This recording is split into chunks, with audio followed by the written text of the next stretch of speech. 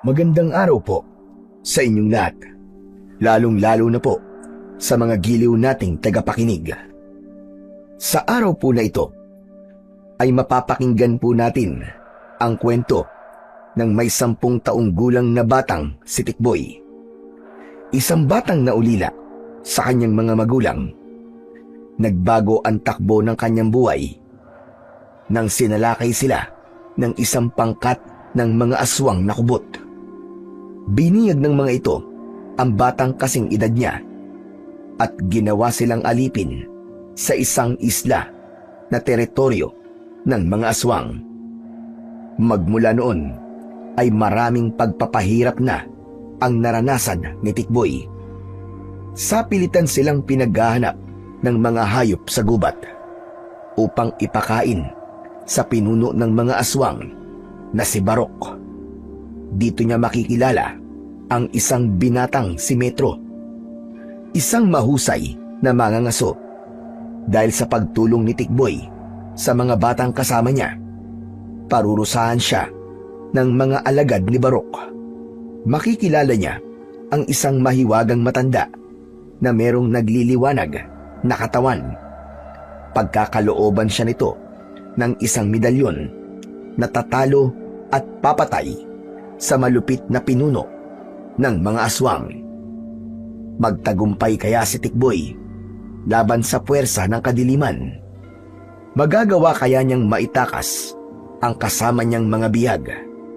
Sama-sama po nating pakinggan ang buhay at pakikipagsapalaran ng batang kinawawa sa teritoryo ng mga aswang.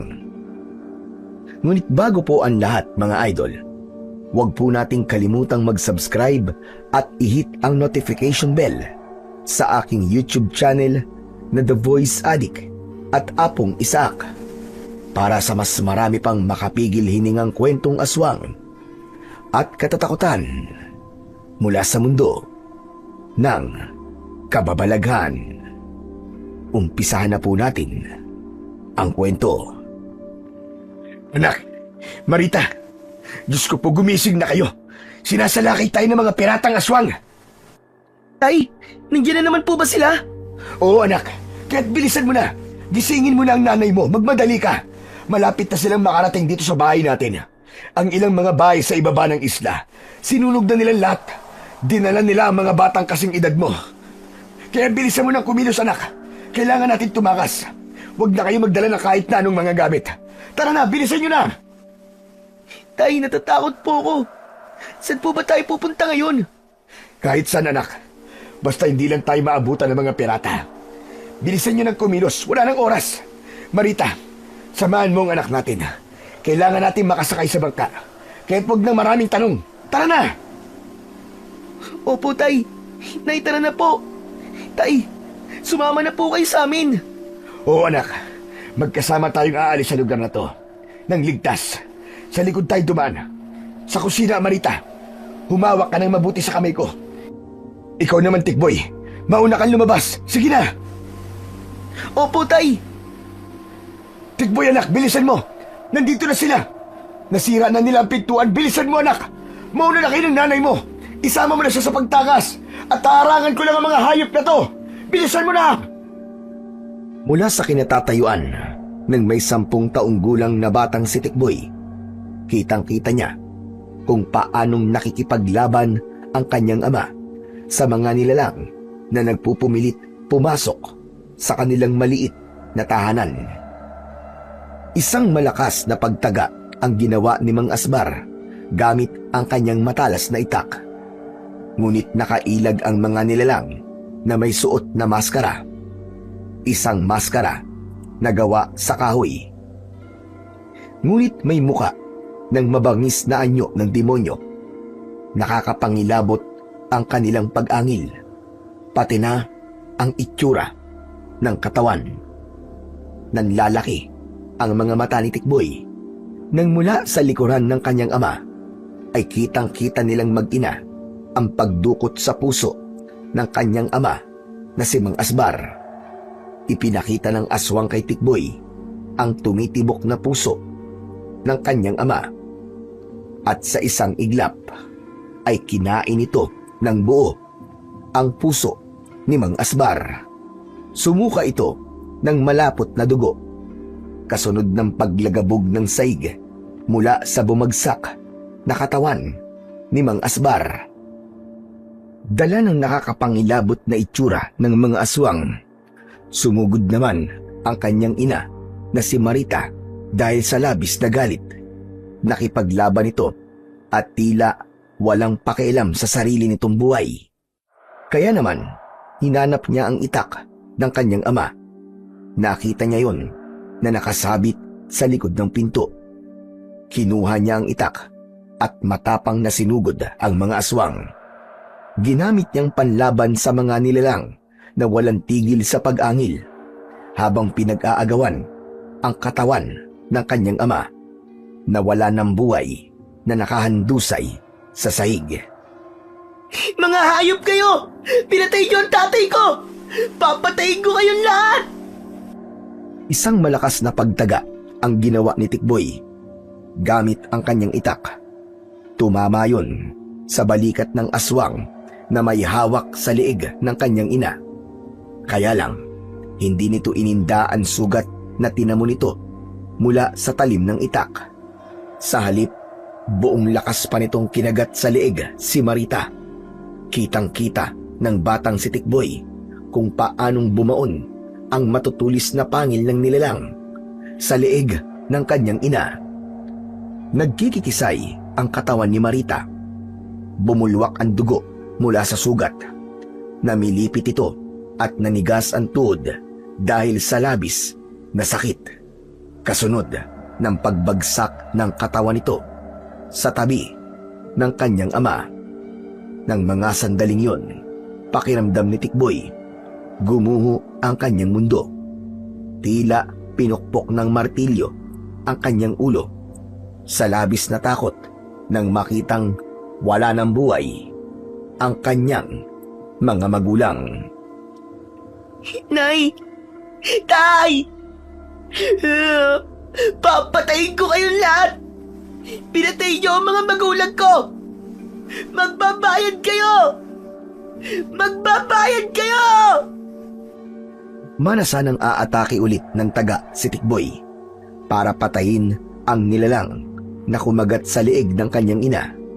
Ngunit nahawakan nito ang kanyang kamay na may tangan sa itak.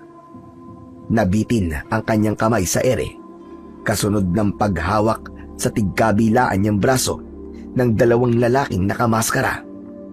Nagpupumiglas siya at kinagat ang kamay ng mga ito, pero mas lalong humigpit ang pagkakakapit ng kamay ng dalawang lalaki. Bigla siyang sinuntok ng nilalang na kumagat sa kanyang ina.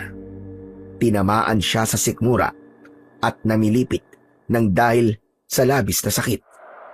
Kaya naman, bumagsak siya sa sahig na tabla kung saan nakahandusay rin ang kanyang mga magulang. Si Mang Asbar, na dilat ang mga mata at nakanganga ang bibig, ay naliligo sa sarili nitong dugo. Habang ang kanyang ina naman na si Marita ay nakadilat rin ang mga mata at nagkulay ube ang leeg dahil sa pagkakasipsip sa dugo nito. Mas lalong naramdaman ni Tikboy ang tila nag-aapoy niyang galit sa mga nilalang na pumatay sa kanyang mga magulang. Umalingaw-ngaw ang kanyang sigaw sa loob ng kanilang bahay. Itay! Inay! Gumising po kayo! Huwag niyo po akong iiwan! Bumangon po kayo!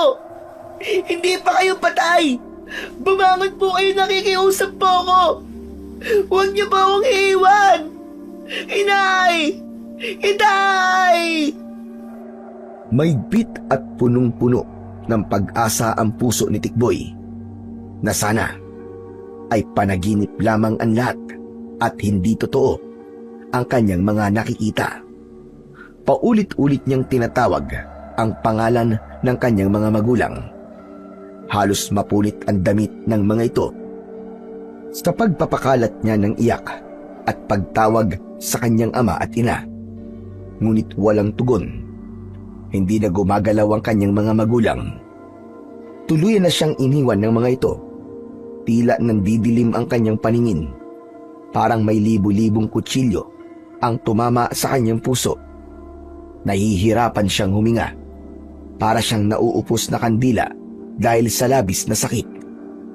Ang masaya nilang kwentuhan kanina bago matulog ay nauwi sa isang masaklap na kasawian. Umagos ang masaganang luha sa kanyang mga mata. Nanginginig ang kanyang mga kamay. Nang hahawakan na sana niya ang mukha ng mga ito, umalingaw-ngaw ang malakas na sigaw ng pinuno ng mga aswang sa labas ng kanilang bahay. Ano pang hinihintay nyo? Lumabas na kayo rito. Dalhin nyo mga bilag. Wala kayong ititirang mga bata sa isla na to. Isakay nyo silang lahat sa bangka at dalhin sila sa ating isla. Kasunod ng makapangyarihang tinig ng pinuno ng mga aswang, naramdaman ni Tikboy ang mahigpit at mainit na kamay ng mga alagad ng pinuno na nagsalita kanina. Hinawakan siya sa tigkabilaan niyang braso. Sapilitan siyang itinayo. At kahit na anong pagpupumiglas pa ang gawin niya, wala siyang lakas para makawala. Walang kakayahan ang payat niyang braso kumpara sa malalaking kamay ng mga nilalang na may hawak sa kanya. Kaya naman, patuloy siya sa pagsigaw at pagwawala kahit nararamdaman niya ang sakit ng kanyang katawan. Saan niyo ako dadalhin, mga hayop kayo? Bitiwan niyo ang mga kamay ko! Mga halimaw kayo! Pakawalan niyo ako! Tila walang pakialam ang mga nilalang na may hawak sa kanyang mga braso. At bingi ang mga ito sa lahat ng pakiusap niya. Narinig niya ang malutong nitong mga tawanan. Tila ba masaya pa ang mga ito sa nangyari sa kanyang pamilya. Habang kinakaladkad siya papalayo sa kanilang bahay, ni hindi niya rin inaalis ang kanyang paningin sa nakahiga niyang mga magulang sa sahig. Gusto niyang matandaan ang bawat detalye sa brutal na pagkamatay ng mga ito. Sa isip ni Tikboy ay ipaghihiganti niya ang pagkamatay ng kanyang mga magulang. Isinusumpa niyang brutal din niyang papaslangin ang mga halimaw na pumatay sa kanyang ama at ina. Aalisin din niya ang mga ito ng puso, lalong-lalo na ang kanilang pinuno. Pagkarating nila sa dalampasigan kung saan ay nakaparada ang bangka, narinig ni Tikboy ang boses ng pinuno ng mga ito. Yan lang ba nakuha nyo sa bahay na yon? Kulang pa mga bata na dala nyo. Maghanap pa kayo. Halughugin nyo ang bawat sulok ng isla. Sumagot ang lalaking tinanong ng pinuno. Sinabi nitong wala ng ibang bata ang natitira sa isla at siya lamang ang nakuha sa huling bahay na pinuntahan ng mga ito. Kaya naman, pahablot na hinila si Tikboy paakyat sa bangka. Habang sumasampa sa bangka, ay narinig niya ang hampas ng alon sa gilid ng kanilang sasakyan. Ngunit mas malakas ang naririnig niyang sigawan, iyakan at pagmamakaawa ng mga batang naunang sumakay sa bangka.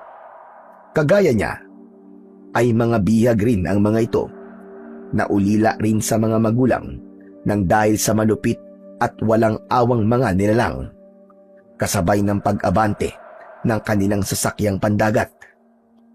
Patulak siyang ibinalya sa bangka kasama ang mga batang lalaki na halos kasing edad niya.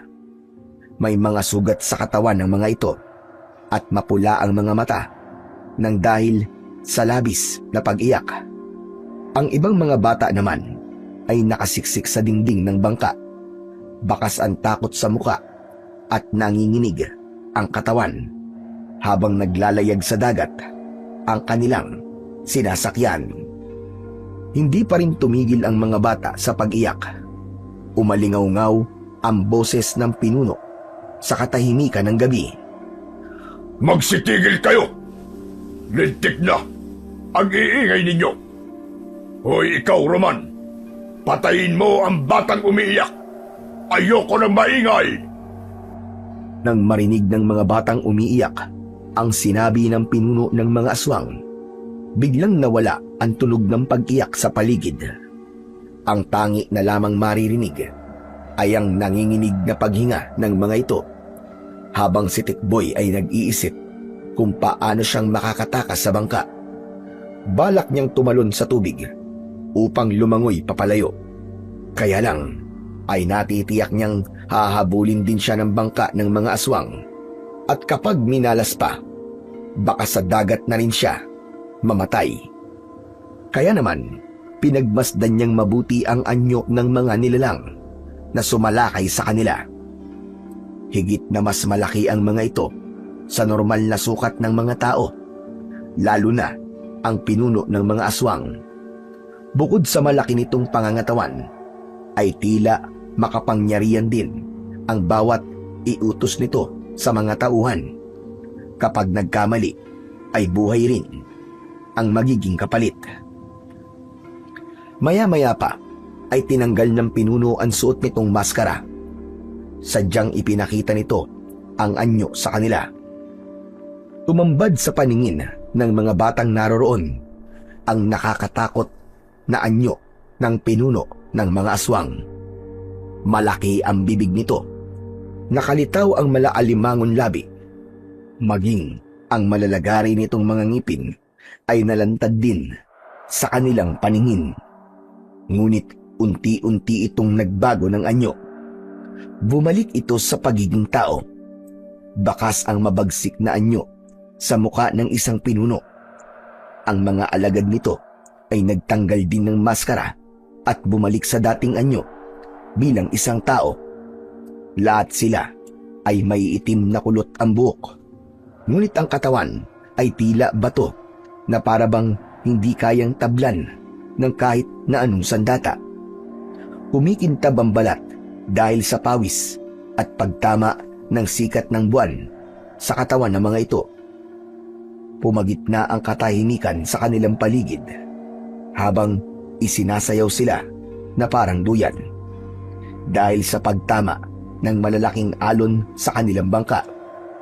Nabaling ang kanilang atensyon sa pinuno ng mga aswang, lalo na nang bigla itong nagsalita. Lahat ng bata na may mahihinang loob, itapon sa tubig at ipakain sa paking. Ang matitirang matatapang, ang dadalhin natin sa isla. Gagawin natin silang mangangaso sa gubat.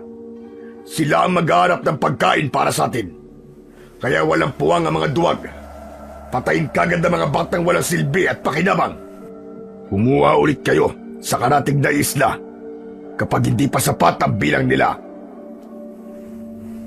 Hindi napigilan ni Tikboy ang galit sa kanyang mga narinig. Hindi sila mga bagay na dapat ikulong at gawing alipin para lamang humanap ng pagkain ng mga ganong klaseng nilalang. Kaya naman, tumayo siya at dinuro niya ang pinuno.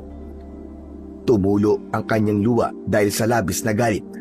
Naalala niya ang kanyang mga magulang. Wala kang kasing sama, limaw ka! Hindi kami mga bagay at tau-tauhan nyo para sumunod sa mga utos nyo. Pagbabayaran nyo ang ginawa nyo sa pamilya naming lahat. Mukhang nakakita na ako ng batang magiging alipin ko. Hoy, ikaw bata! Halika! Lumapit ka sa akin! Hindi ako lalapit, hayop ka! Wala kang kasing sama. Ang dapat sa'yo, pinaparusahan sa impyerno! Gusto mo ba na unahin kitang ipadala sa impyerno? Sige! Hawakan niyo yan! Ilapit niyo sa akin ang batang yan!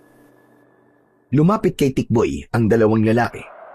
Hinawakan siya si tigkabilaan niyang mga braso at sapilitang inilapit sa pinuno ng mga ito. Bitiwan niyo ako! Pakawalan niyo kaming lahat dito! Hindi kayo magtatagumpay! Mga demonyo kayo! Saktong paglapit ni Tikboy sa kinatatayuan ng pinuno ng mga aswang, lumapat sa kanyang muka ang matigas nitong palad. Halos mahilo siya sa lakas ng pagkakasampal nito sa kanyang muka. Pakiramdam niya na mula at namanhid ang kanyang pisngi. Umagos ang mainit na pulang likido sa kanyang bibig, ngunit hindi siya nagpakita ng takot sa pinuno. Matalim ang kanyang tingin na sinalubong ang paningin nito. Ang pinakaayaw ko sa lahat ay yung hindi marunong sumunod. Kapag sinabi kong lumapit ka, lumapit ka! Hindi ako natatakot sa'yo. At lalong hindi kita susundin. Kahit na anong gawin niyo sa akin, hindi niyo ako mapapasunod. Sa Diyos lamang ako susuko. Huwag mo akong hahamunin, bata. Iba akong magalit. Kahit tumawag ka pa sa kahit na kaninong Diyos na sinasabi mo, gagawin ko kung ano ang gusto ko. Gaano ka ba katapang, ha? Higit pa sa inaakala mo, lalaking hukluban. Muling dumapo ang sampal sa muka ni Tikboy. Sa pangalawang pagkakataon ay naramdaman ni Tikboy ang sakit ng sampal ng isang pinuno. Isang bagay na kahit kailan ay hindi niya naranasan sa kanyang mga magulang. Kaya naman, dahil sa malakas na pagtama ng palad nito sa kanyang pisngi, bumagsak siya sa saig ng bangka, kasama ang mga batang takot na takot sa nakikitang pananakit ng pinuno kay Tikboy. Tumayo ng tuwid ang pinuno, saka lumapit sa kanya at umupo ng patingkayad. Yumuko ito at dinakot ang kanyang buhok sa ulo, saka itiningala ang kanyang muka sa langit. Gusto kong malaman kung gaano ka katapang. Patitiklupin kita sa harap ng mga alagad ko. Kahit na anong gawin mo, hindi mo ako mapapatiklop dahil hindi ako papel. Patayin mo na lang ako. Hindi ako natatakot sa'yo. Dahil sa oras na makawala ko rito, ako ang papatay sa'yo at uubusin ko kayong lahat. Ngumisi ng nakakakilabot ang pinuno ng mga aswang. Saka nito binitiwan ang kanyang buhok. Tumayo ito at tumingin sa isang lalaki na malapit sa batang nanginginig sa takot. Kinaladkad nitong papalapit sa pinuno ang batang lalaki na mas malakas na ang pag-iyak dahil sa takot. Isang tanong, isang sagot lang ang magliligtas sa buhay ng batang ito. Hinawakan ng pinuno ng mga aswang ang ulo ng batang lalaki. Pagkatapos ay hinugot sa bewang nito ang matalas na punyal na kasing talas ng blade. Idinikit ng pinuno ang talim sa leeg ng bata na nagkandaihi sa short dahil sa takot. Anong gagawin mo sa kanya? Anong gagawin mo sa kanya? Gusto ko lang makita kung gaano ka katapang. Ipapakita ko sa'yo kung sino ang hinahamon mo. Kung gaano rin ako kalupit na dapat mong katakutan. Ngayon lamang ako nakakita ng ganyang klaseng katapang na bata. Kaya ipapakita ko rin sa'yo na hindi mo ako kaya. Huwag mo siyang papatayin. Huwag mo siyang idamay. Isang tanong, isang sagot. Susunod ka ba sa akin? O lalaslasin ko ang leeg ng batang ito sa harap mo? Hindi kagad nakasagot si Tikboy. Dahil ibubuka pa lamang niya ang kanyang bibig, ay nilaslas na ng pinuno ng mga aswang ang leeg ng batang lalaki. Nagpalakpakan ang mga alagad nito habang ang katawan ng batang lalaki na bumagsak sa saig ng bangka ay nagkikikisay ang katawan. Bumulwak ang dugo mula sa sugat nito. Kumalat yun sa saig, kasabay ng pagbuhat ng lalaki sa katawan ng bata at itinapon ito sa tubig. Halimaw ka! Wala kang puso! Pagbabayaran mo ang ginawa mo sa kanya! Mas brutal kang mamamatay! Tandaan mo yan!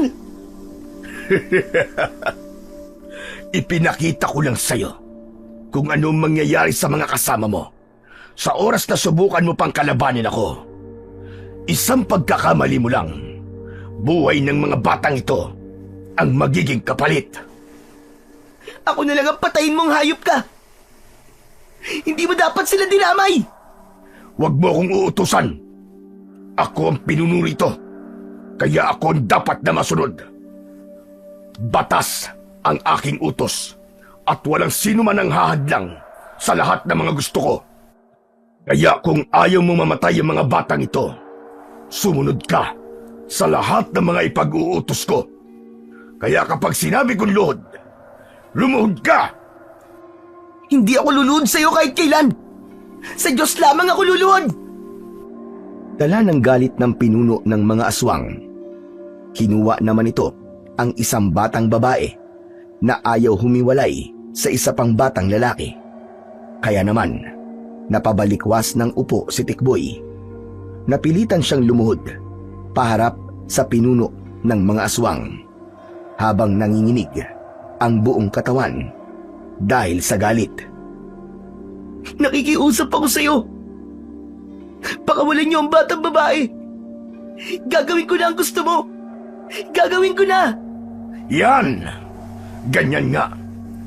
Luluhod ka rin naman pala. Pinahirapan mo pa ako. Tila pinukpok ng maso ang dibdib ni Tikboy. Sobra ang galit na nararamdaman niya. Sa isip niya ay parang unti-unti siyang pinapatay.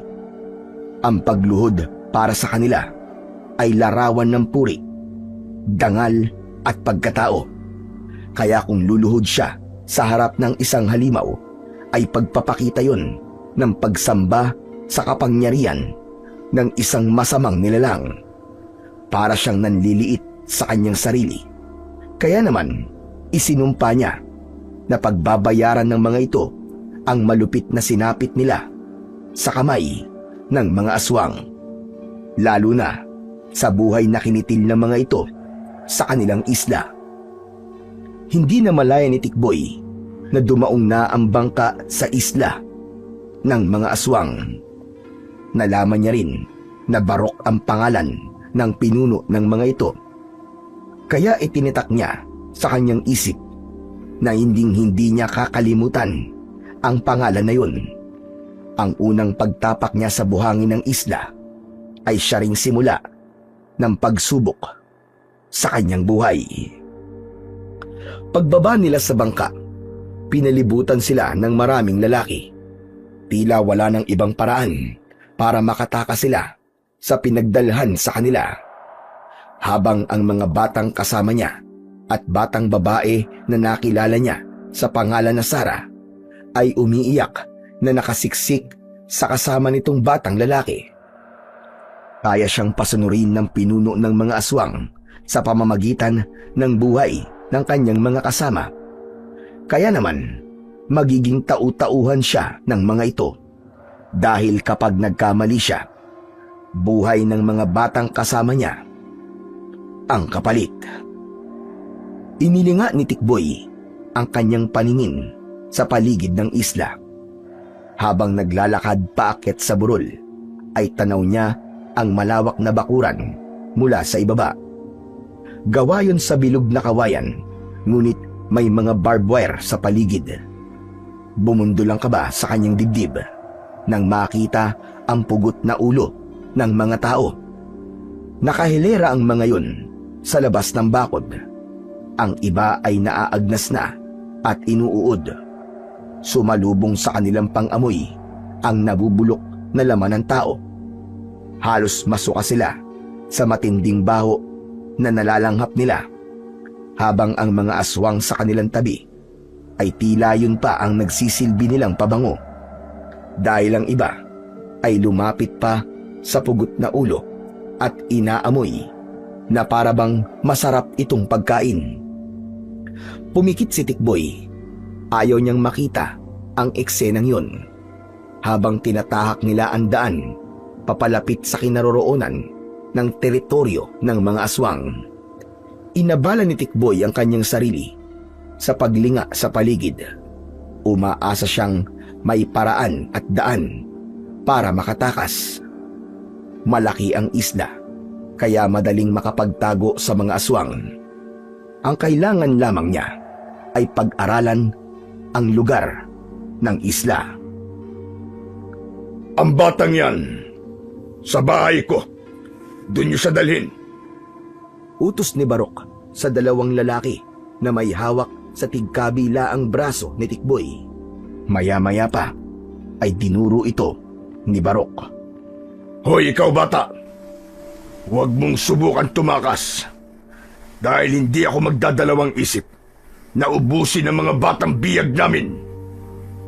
Paano ako makakatakas? Hawak niyo ang mga buhay nila. Kapag kausap mo ko, galangin mo ko para maramdaman ko na alipin talaga kita. Sa oras na marinig ko pa ang walang galang mong pagsasalita sa akin, puputulin ko talaga ang dila mo. Naiintindihan mo ba? Matagal bago sumagot si Tikboy. Kailangan niya nang tanggapin na hawak na siya sa leeg ng pinuno ng mga aswang. Kaya bilang tugon ay sunod-sunod na pagtango ang ginawa niya. Hindi niya maintindihan kung bakit siya ang pinag-iinitan nito bago siya kinaladkad ng mga tauhan ni Barok. Ramdam na ramdam niya ang bigat sa lugar na yon, lalo na nang makita niya ang itsura ng mga bahay na gawa sa kugon at kawayan. Tila nagpapahiwatig yun ng matinding panganib. Pagkalipas ng ilang minutong paglalakad, narating nila ang isang malaking bahay na pinapalibutan ng maraming alagad. Bawat isa ay may hawak na pana. May pinturang itim ang muka ng mga ito. Natitiyak niyang lahat ay mga aswang na kung tawagin ay kubot. Mga nilalang na may kakayahang magpalit ng anyo at may nakakatakot na buhay na buhok. Hindi sila agresibo sa araw, ngunit kaya nilang mag-anyong tao, mamuhay ng normal. Kaya naman sila ang itinuturing na piratang aswang. At sa kasamaang palad, isa sila sa islang sinalakay ng mga ito para gawing mangangaso na maghahanap ng pagkain para sa kanilang pinuno. Ginagawa silang alipin bilang pagpapakita ng kapangyarihan ng mga ito, kapangyarihang maging mas malakas na nilalang kumpara sa totoong mga tao. Pagkalipas ng ilang sandali, pabalyang itinulak sa loob ng balkonahe ang batang si Tikboy. Nakita niyang naunang pumasok sa loob ng bahay si Barok. Lumabas naman ang asawa nito at isang batang lalaki. Tinawag ni Barok ang anak nito sa pangalan na Magno. Ipinakilala nito si Tikboy at sinabing bagong laruan ito ng kanyang anak. Pagkatapos ay iniwan sila nito sa balkonahe at pumasok ito sa silid.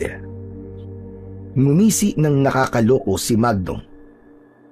Hindi ito nag-aksaya ng oras. Ang mga kamay ni Tikboy na nakatuon sa sahig ng kawayan ay inapakan nito na parang nagdudurog lamang ng upos ng sigarilyo. Ngunit hindi nagpakita ng sakit at takot si Tikboy. Matapang niyang tinitigan ang batang maangas. Nakaangat ang itaas na labi nito bilang pagpapakita ng kasamaan ng ugali. Sige lang, saktan mo lang ako hanggat gusto mo.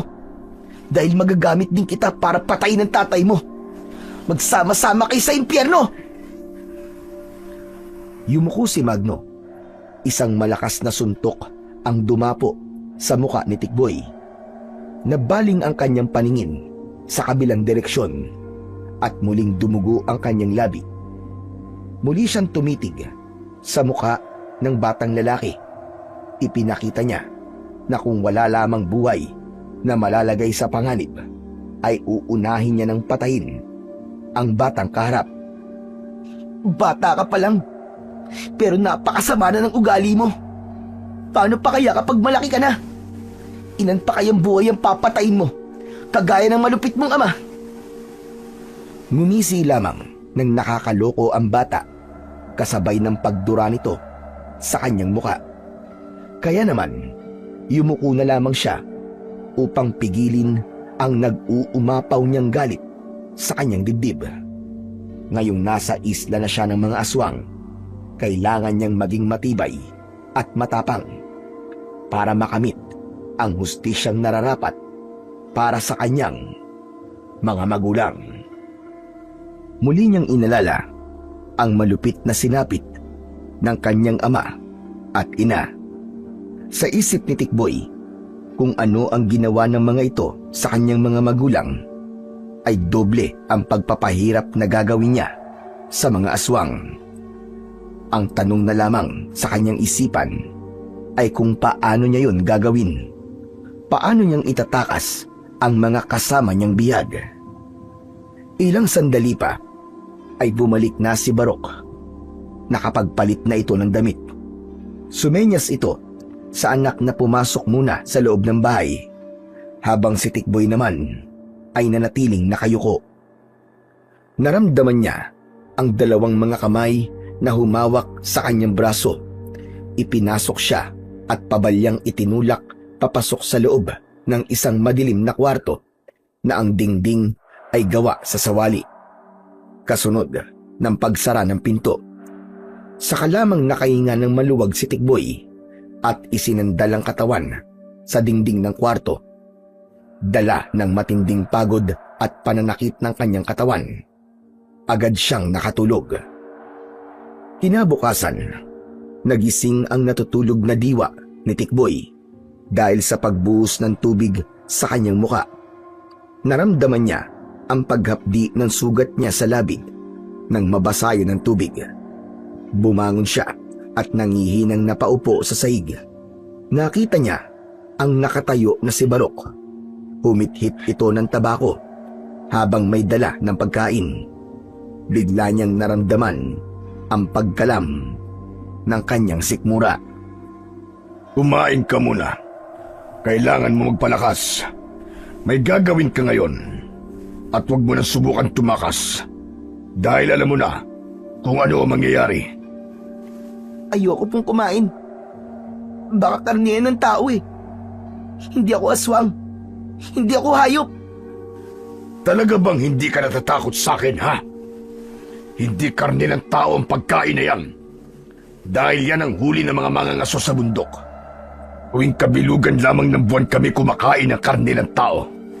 Sanay kami sa pagkain ng karne ng mga hayop.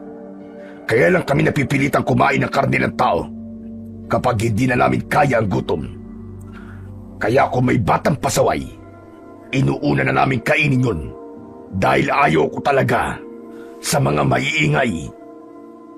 Pinatay niyo ang mga magulang ko. Kaya kahit hindi kayo kumain ng karne ng tao, halimaw pa rin kayo sa paningin ko. Tama na! Naiingayan na ako sa bunganga mo. Kakain ka ba o hindi? Pababayaan kitang mamatay sa gutom. Pero kasama mo rin mamamatay ang mga kasama mong bata dito. Huwag niyo na pong gamitin ang mga kasama ko para lamang mapasunod niyo ako sa gusto niyo. Talagang pinagalit mo ko, ha? Sige, kung ayaw mong kumain, bahala ka. Pero ngayon, susunod ka sa mga ipag-uutos ko. Tinawag ni Barok ang mga tauhan nito sa labas ng silid ni Tikboy. Narinig ni Tikboy ang yabag ng mga paa ng alagad ng pinuno ng mga aswang na papalapit sa kanyang kinaroroonan. Naramdaman niya ang paghawak ng kamay ng mga ito sa kanyang braso at sapilitan siyang kinaladkad palabas ng kwarto. Kinaladkad siya sa paglalakad papunta sa gitna ng kagubatan. Humantong sila sa malawak na damuhan habang tumutulo pa rin ang nabasa niyang damit. Marami na ang mga batang naghihintay sa kanila roon. Ang iba ay mula pa sa ibang baryo at isla. Bakas sa mukha ng mga ito ang labis na takot at pag-aalala. Ipinwesto si Tikboy malapit sa batang iniligtas niya kagabi na si Sara. Nakatingin sila sa tauhan ni Barok. Nagsasalita ito sa unahan at nagpapaliwanag sa kanilang mga gagawin. Binigyan sila ng tig-iisang pana na may 5 pirasong palaso.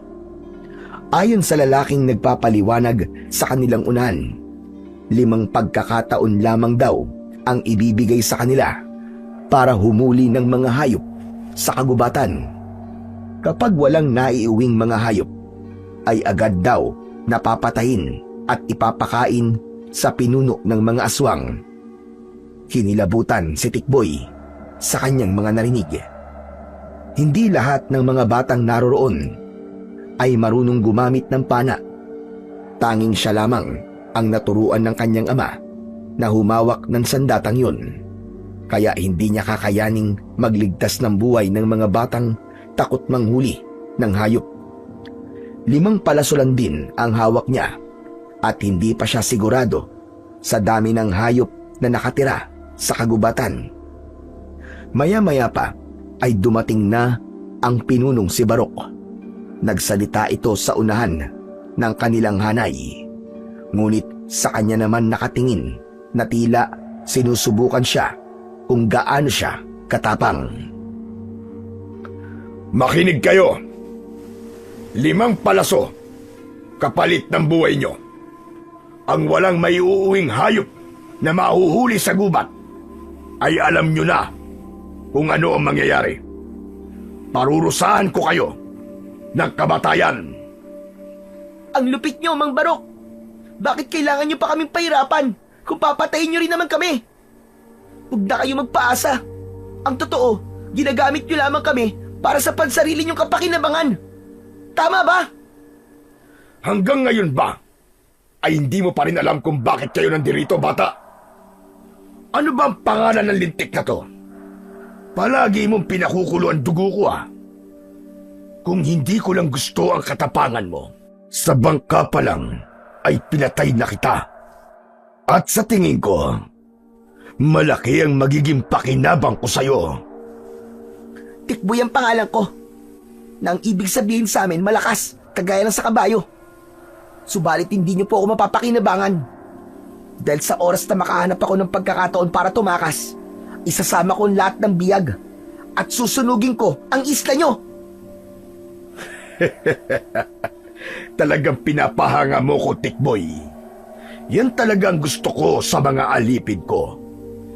Sige na, simulan na ang pangangaso. Tignan ko lang kung hanggang saan ang kakayahan mo. Isang malakas na sigaw ang narinig nilang lahat mula sa lalaking nagpapaliwanag kanina. Kasunod ng malakas na pagtambol sa dala ng mga ito na gong. Isa yung uri ng instrumento na may umaalingaw-ngaw na tunog sa kagubatan. Kayang magpalipad sa natutulog ng mga ibon. Yun din ang naging hudyat upang simulan ang paghahanap ng mga hayop sa gubat. Kaya naman, umiiyak ang mga batang lalaki sa pagtakbo papasok sa madilim na bahagi ng kakawyan. Habang ang batang babae naman na si Sarah ay kampante na naglalakad kasabay niya. Bumundol ang kaba sa dibdib ni Tikboy nang makita ang makapal na damo sa gubat. Tila maraming mababangis na hayop ang naghihintay sa kanila. Yun marahil ang ibig sabihin kung bakit sila ang ginagamit ng mga ito sa pangangaso para maiwasan ang bagsik ng mga hayop na nakatira sa kagubatan. Kanya-kanya sila ng direksyon ng daan na pinuntahan. Ang iba naman ay hindi naghiwalay sa iisang lugar dahil sa nararamdaman na takot. Si Sarah na nag-iisang babae ay kasama niya at walang imik na pumwesto sa likod ng puno. Nakita niyang nakatingin ito sa usa na nakatayo sa gilid ng puno ng kawayan. Hindi inaasahan ni Tikboy na mahusay gumamit ng pana ang batang si Sarah. Tinamaan nito ang usa sa ulo na agad nitong ikinamatay. Pagkatapos ay kinuha nito ang usa at hinila patago sa punong pinagkukublian nito. Maya-maya pa ay si Tikboy naman ang kumilos. Nakita niya ang isang baboy ramo na kumakain ng mga damo at nagdudukal sa lupa gamit ang nguso nito. Ilang sandali pa, itinutok niya ang kanyang palaso sa ulo ng baboy ramo. Kapag bitaw niya ng tali ng pana, ay lumipad ang palaso. Tinamaan ng palaso ang ulo ng baboy ramo. Tumagos yun sa kabilang pisngi ng hayop. Bumagsak ito sa lupa. Saka siya nagmamadaling lumapit sa kinaroroonan nito. Patawarin mo ako, baboy ramo. Kailangan namin gawin ito para mabuhay kami. Yumuko si Tikboy. Binuhat niya ang baboy ramo at itinago sa makapal na halaman. Saka naglagay siya ng palatandaan sa mga puno upang hindi sila maligaw sa pagbabalik nila sa tribo ng mga aswang. Ilang sandali pa siyang naghanap hanggang sa mahiwalay siya sa kanyang mga kasamahan. Nakarating siya sa ilog, kaya lang nakita niya ang isang matandang lalaki na nakahiga sa lupa. May tama ito ng pana sa binti, kaya naman agad siyang lumapit dito. Nag-aalala siyang tinignan ang sugat ng matanda. Naisip niya na marahil ay isa rin itong aswang, ngunit higit na kailangan ng matanda ang tulong niya. Kaya naman, mabilis niya itong nilapitan. Lolo, ayos lang po ba kayo? May sugat po kayo sa binti ah. Sino po may gawa niya sa inyo? Tulugan mo ko, iho. Marahil, nagpakawala na naman ng mga batang mangangaso ang pinuno ng mga aswang. Pambihira. Pati ba naman ako ay napagkamalan na hayop? Siguro po ay aksidente lamang po nangyari sa binti niyo, Lolo. Tulungan ko na po kayong tumayo. Pasensya na po ah. Hindi po kasi sila marunong gumamit ng pana eh. Kaya yan tuloy. Nadamay pa kayo. Isama po ako sa mga bata na nangangaso dito sa gubat. Ang sakit tuloy ng binti ko. Wala na siguro katapusan ang paghihirap kong ito. Patawarin niyo po ang may gawa nito sa inyo, Lolo. Buhay po namin kasi ang nakataya kapag wala kaming nahuling baboy ramo. Kaya sa pagkakataranta at pangamba ng nararamdaman ng mga kasama ko, lahat po ng gumagalaw sa damuhan o kakauyan ay patatamaan nila ng palaso. Yun lamang po ang paraan para mabuhay sila. Huwag po kayo magagalit sa sasabihin ko, Lolo ah. Isa po ba kayo sa kanila? Ang ibig ko pong sabihin eh, aswang nakubot din po ba kayo? Hindi ako kagaya nila. Kaya nga naririto ko sa gubat. Dahil dito ako nakatira, nagtatago ko sa kanila. Sa tingin ko, kasama ka sa mga batang biniyag nila, tama ba? Hindi pamilyar sa akin ang mukha mo eh. Ngunit nararamdaman ko ang kabutihan sa loob mo. Tama po kayo, Lolo. Hindi nga po ako taga rito. Biktima po kami ng pagsalakay ng mga aswang. Pinatay po nila ang mga magulang ko. Hindi ako maaaring tumakas sa kanila eh. Dahil papatayin po nila ang mga bihag. Talagang hindi ka makakatakas sa lugar na ito. Dahil isa itong isla na pinangangalagaan ng malupit na aswang. Nakasalalay sa iyo ang buhay ng mga kasama mo. Dahil nagustuhan ka ng pinuno nila, gagawa siya ng paraan para bumuo ng isang mabagsik na mandirigma sa katauhan mo.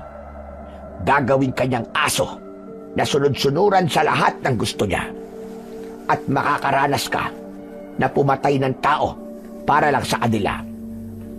Malakas ang kutob kong nakita ng pinuno kung ano ang kakayahan mo.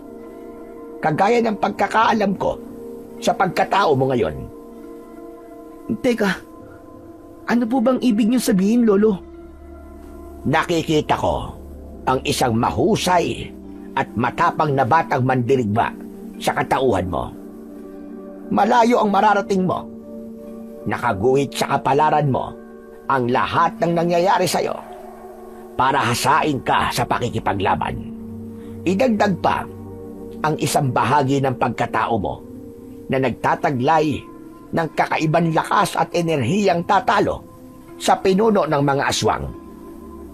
Hala, sige na, umalis ka na. Gawin mo na ang lahat ng mga ipinag-uutos nila upang walang mamatay sa inyo. Darating ang araw na makakalaya ka sa kanila at makakamit mo ang matagal na hinahangad ng puso mo. Teka, sandali lang po. Paano po kayo?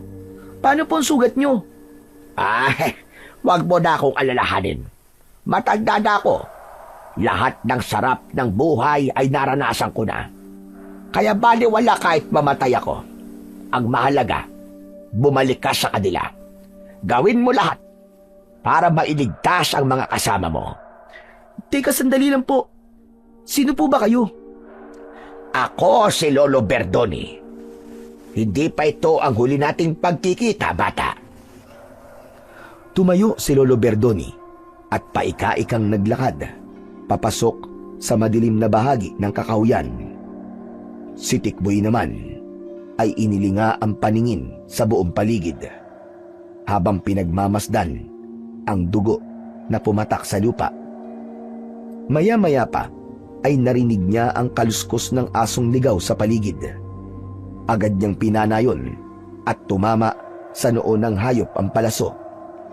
Marami siyang nahuli na hayop sa gubat. Ang ibang nahuli niya ay ibinigay niya sa mga batang walang nahuling hayop.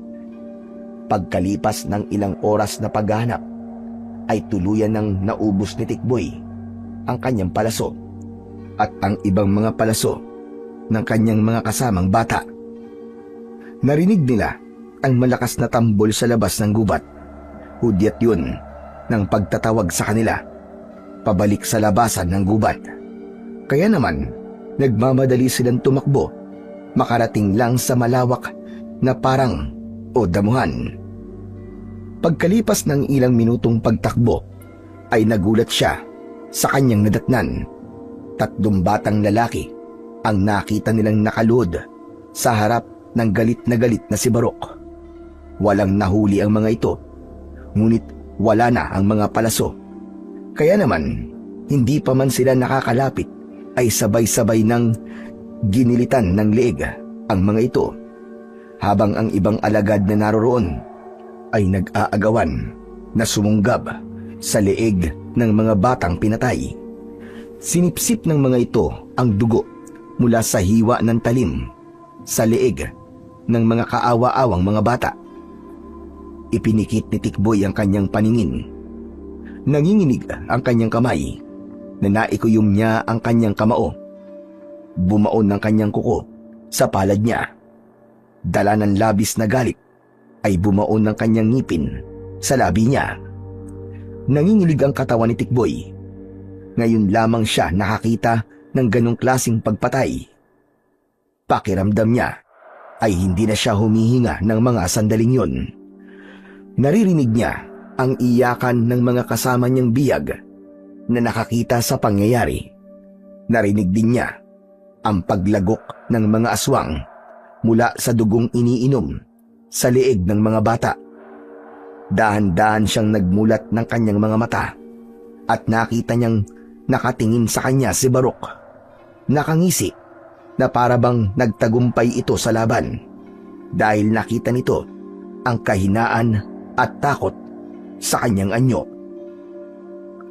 Sinasabi ko na nga ba't nagtatapang-tapangan ka lang, Tikboy? Nakita mo ba kung paano kong hinatulan ang mga batang walang silbi, inutil at walang pakinabang? Ganyan din ang mangyayari sa ibang mga batang naririto kapag hindi nila sineryoso ang ipinag-uutos ko. Akala mo ba ay hindi ko rin malalaman na ang huli ng ibang batang naririto ay ikaw ang totoong nakahuli? Hindi mo ba napapansin na may mga palatandaan ang bawat palaso? Anong ibig mo sabihin? Alam ko na gagawin mo yan. At hindi nga ako nagkamali. 2 kayong lumabag sa patakaran ko, kasama ng mga batang tinulungan nyo. Pero hindi ko sila papatayin. Sa 2 beses ko sila papatayin. Sa oras na hindi nila kayang manghuli ng mga hayop galing sa kanilang pinagpaguran. Pero kayong 2 ng batang si Sarah, parurusahan ko kayo. Pagbubuhatin ko kayo ng 1 galon na tubig at iaakyat nyo sa bahay ko. Talagang napakasama mo, Mang Barok. Huwag niyo nang idamay si Sarah. Ako na lamang ang parusahan niyo. Wala akong pinipili pagdating sa parusa. Kamatayan lamang ang kapalit sa pagsuway sa mga utos ko. Malakas na sumigaw ang pinunong si Barok dahil sa galit. Maya-maya pa ay kinuha ng mga tauhan ni Barok ang ibang mga bihag. Naiwan silang dalawa ni Sarah. Kahit babae ang kasama niya, nakita niya rin ang tapang sa kalooban nito. Matapang nitong tinanggap ang parusa. Sinimulan nila ang pag-iigib ng tubig. Ni daing mula kay Sarah ay walang narinig si Tikboy. Nahihiwagaan siya sa pagkatao ng batang babae. Para bang alam din ito kung paanong lumaban at ipagtanggol ang sarili. Isang bagay na inakala niyang mahinang bata nang una niya tong nakita. Maya-maya pa ay bigla itong nadapa sa lupa. Natapon ng galon at tinulungan niya itong tumayo. Pero bigla na lamang tumama sa kanyang likod ang malakas na palo ng kahoy mula sa tauhan ni Barok. Sinipa siya nito at napasubsob siya ng pasadsad sa lupa. Tinignan lamang siya ni Sarah. Baka sa mukha nito ang pag-aalala at kagustuhang tulungan siya. Kaya lang, biglang nagsalita si Barok na kanina pa pala nakatingin sa ginagawa niya. Palagi mo na lamang akong pinapahanga, Tikboy. Masyado kang nagiging matulungin. Sa muling pagbangon ni Tikboy, naramdaman niya ang matinding gutom. Nanginginig ang kanyang kamay at hindi halos makatayo. Napansin ni Barok ang pamumutla sa muka at labi ni Tikboy. Kaya naman, umalingaw-ngaw ang malakas nitong tawa. Sinasabi ko na nga ba't magugutom ka rin at maghihina? Pero nagpapakita ka ng lakas kahit ang katawan mo ay sumusuko na. Hindi magtatagal ay kakainin mo rin ang mga pagkain na kinakain namin. Hindi. Hindi mangyayari yun. Mas pipiliin ko pang mamatay sa gutom kesa ang kumain ng mga pagkain nyo. Ang hirap kasi sa'yo. Masyado kang nagmamagaling. Hindi mo naman talaga kaya. O baka naman, gusto mo pang takutin kita para lamang kumain ka. Ano kaya kung pagsamantalahan ko sa harap mo ang batang si Sarah? Kakain ka na kaya? Wag mong gagawin yan. Nakikiusap po ako sa inyo. Malapit na kasing maubos ang pasensya ko sa'yo. Panay ang pagmamatigas mo eh. Hindi mo naman kaya ang magiging kapalit. Siguro naman ay kakain ka na ngayon. Bakit nyo ba itong ginagawa sa akin? Bakit ako? Dahil ikaw lamang ang batang humamon sa pagkatao ko. Isa pa, gusto ko ang pag-uugali mo. Sa tingin ko, mapapakinabangan ko ang tapang mo. Tumingin si Barok sa lalaking humampas ng kahoy sa likod ni Tikboy at sinenyasan nitong dalhin siya sa bahay ng pinuno, habang si Sarah naman ay naiwan at ipinagpatuloy ang pagbubuhat ng tubig. Naramdaman ni Tikboy ang kamay ng lalaking may hawak sa kanyang braso. Kinaladkad siya nito papunta sa bahay ng pinuno. Pagkalipas ng ilang minuto, narating nila ang bahay ni Barok. Pumasok sila sa loob hanggang sa kanyang silid. Itinulak siya ng lalaki pabalya sa loob ng kanyang kwarto. Pagkatapos ay umalis ang lalaki at kinuha siya ng pagkain sa kusina. Pagbalik ng lalaki, may dala na itong 2 plato na merong laman na pagkain. Kaya naman, nang bigyan siya ng pagkain ng alagad ni Barok, kaliwat kanan ang dampot niya sa pagkain ibinigay sa kanya. Tila masisiraan siya ng ulo sa labis na gutom. Nang maubos niya ang pagkain, ay muli niyang ipinagpatuloy ang pag-iigib ng tubig. Ginawa niya yon para mapadali ang parusa nilang dalawa ni Sarah. Hindi sila makapag-usap dahil nakabantay sa kanila si Barok. Kaya naman, madilim na ang paligid nang matapos sila sa pag-iigib ng tubig. Muli siyang ikinulong sa kanyang silid, habang si Sarah naman ay dinala sa dati nitong kulungan. Hindi kagad dinalaw ng antok si Tikboy. Bigla niyang naalala ang kaibigan ng kanyang ama. Sumulot daw yun kay Mang Asbar na balak bumisita sa kanilang lugar. Kaya natitiyak niyang sa ilang araw niyang pamamalagi sa isla ay alam na rin ito ang nangyari sa kanyang mga magulang. Hindi na malaya ni Tikboy na natulog siyang nakaupo at nakasandal sa dingding. Kinabukasan ay maagang bumangon si Tikboy. Narinig niya ang boses ni Barok. Hindi niya namalayan na nakapasok na ito sa loob ng kanyang silid. Inihagis nito sa kanya ang pana na merong 2 palaso. Siguro naman, alam mo na kung anong ibig sabihin niyan, Tikboy. Babayaran mo ang araw na tumulong ka sa kapwa mo. Babalik ka sa gubat at gusto ko kung ilan ang palaso na hawak mo, yan din ang bilang ng iuuwi mong baboy mo. Naiintindihan mo ba? Talaga po bang kailangan niyo pa akong pahirapan bago niyo ako patayin?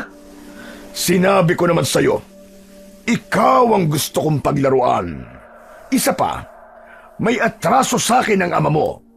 Kaya naman, galit na galit ako kapag nakikita ka. Gusto kong pakinabangan ko muna ang husay mo bago kita patayin. Anong atraso sa inang tatay ko? Pinatay niya ang mga magulang ko. Hindi mo ba alam na dating manunugis ang tatay mo?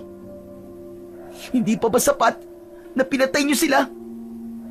Kulang pa po ba ang pagpatay sa mga magulang ko para ako naman ang pahirapan mo? Humigil ka! Wala akong panahon sa mga kadramaan mo sa buhay, Tikboy. Kunin mo na ang pana at umalis ka na. Pagbibigyan kita ngayon, kailangan mong manghuli ng baboy mo. Dahil kung hindi, mapipilitan akong patayin ang lahat ng mga biyag, lalo na ang batang babae na si Sarah. Huwag ka naman damay ng ibang tao. Wala silang kasalanan sa'yo. Bata lamang ang kaya mo. Bakit hindi kayo humanap ng katapat nyo? Ano sabi mo? Baka dito pa lang, patayin na kita. Ginagawa yan. Hindi sinasabi. Isang malakas na suntok ang tumama sa mukha ni Tikboy. Kaya naman, bumagsak siya sa sahig kasama ng pana na inihagis kanina ni Barok. Matalim niya itong tinignan. Sa kadahan-dahan siyang tumayo at ipinakita ang matapang niyang anyo. Sinulya pa ni Tikboy ang pana. Sa isip niya ay gusto niya nang gamitin yon para patayin si Barok. Kung hindi lang sa mga buhay na nakasalalay sa kanyang mga kamay, kahapon pa siya nakipaglaban sa mga ito. Hindi niya lang makakaya na marami ang mamatay nang dahil sa kanya. Kaya imbis na makipagtalo, ay dinampot na ni Tikboy ang pana na nakalapag sa sahig. Saka kinuha ang mga palaso. Kukunin mo rin naman pala eh. Ang dami mo pa sinasabi. Tanggapin mo na lang ang katotohanan na wala ka nang magagawa, kundi ang sumunod sa lahat ng mga ipinag-uutos ko. Hindi na nakipagtalo si Tikboy kay Barok. Tahimik siyang lumabas ng kwarto. Nilampasan niya ito at tinahak ang daan palabas ng bahay nito. Sumalubong sa kanyang pang-amoy ang nabubulok na laman ng tao, kasabay ng pagdampi ng malamig na hangin sa kanyang balat. Sinalubong siya ng 2 tauhan ni Barok. Hinawakan siya sa 2 niyang braso na parabang takot na tumakas siya. Huwag niyo na akong hawakan. Hindi naman ako tatakas eh. Wala na akong magagawa kundi ang sumunod sa pinuno niyong duwag. Saka lamang naramdaman ni Tikboy ang pagluwag ng kamay ng mga ito sa braso niya. Nanlilisik ang mga matang dumiretso ng paglalakad papunta sa gubat. Isang malalim na buntong hininga ang pinakawalan niya. Nang mapag-isa na siya sa daan na tinatahak papasok sa kakahuyan, hindi na napigilan ni Tikboy ang sariling damdamin. Umagos na ang masaganang luwa sa kanyang mga mata. Bigla niyang naisip ang kanyang mga magulang.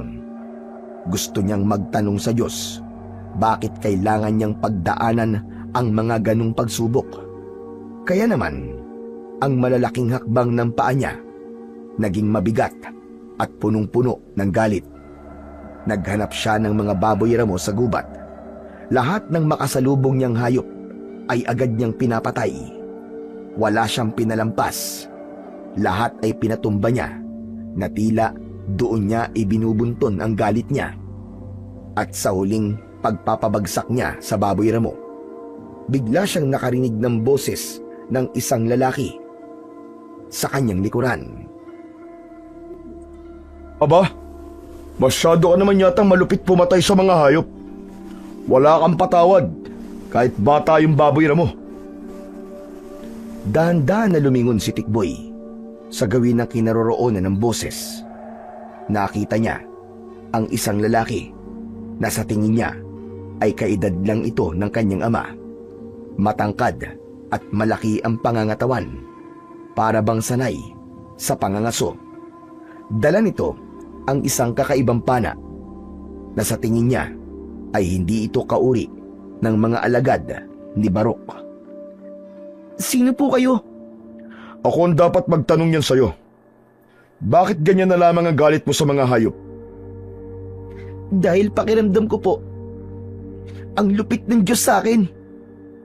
Hindi ka taga rito, tama ba? Tama po kayo. Kayo po, dito po ba kayo nakatira sa gubat? Hindi. Naghahanap lamang ako ng pagkain ko. Isang araw pa lang ako nangangaso rito. Hindi po kayo dapat nandito. Umalis na po kayo. Bago ka pa mahanap ng mga taong bumiyag sa amin. Teka, sandali lang. Ano bang ibig mo sabihin? Hindi niyo po ba alam? Teritoryo po ito ng mga aswang. Paano kung makita ka po nila rito? O di kaya naman ay mabihag ka nila at patayin? Aswang ba ka mo? Anong uri sila ng aswang? Aswang na kubot po. Malupit sila at walang awa kung pumatay. Nakilala ko na ang pinuno nila at mabait naman ang pakikitungo nila sa akin. Pero sinabi ko na may lahi rin akong aswang. Kaya nakapasok ako sa islang to. Huwag po kayo maniwala sa kanila. Nagkukunwari lamang silang mabait. Pero ang totoo, mga halimaw sila. Kaya umalis na po kayo rito. Hindi ako natatakot sa kanila. Isa pa, wala naman akong ginagawang masama eh. Kaya ko rin naman ipagtanggol ang sarili ko kung sakali.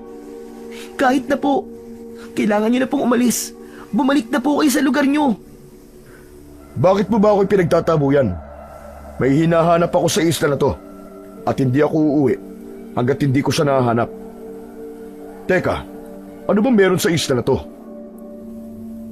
Lahat po kami ay bihag nila. Pinahihirapan nila kami. Gustuin man namin tumakas, subalit mapapahamak po mga kasama kong bihag. Ang ibig mong sabihin, lahat ng mga batang nakita ko kahapon ay mga biyag nila? Bakit nila ginagawa yun? Ginagamit po nila para sa pangangaso ng mga pagkain nila. Marami na po silang pinatay. Kasama ang mga magulang ko. Kung totoo mga sinasabi mo, kailangan mong itakas sa mga kasama mo, bata.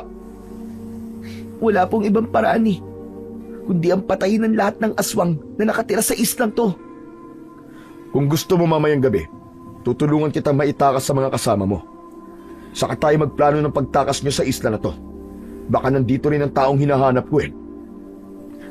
Teka, totoo po bang sinasabi nyo? Itatakas nyo po kami?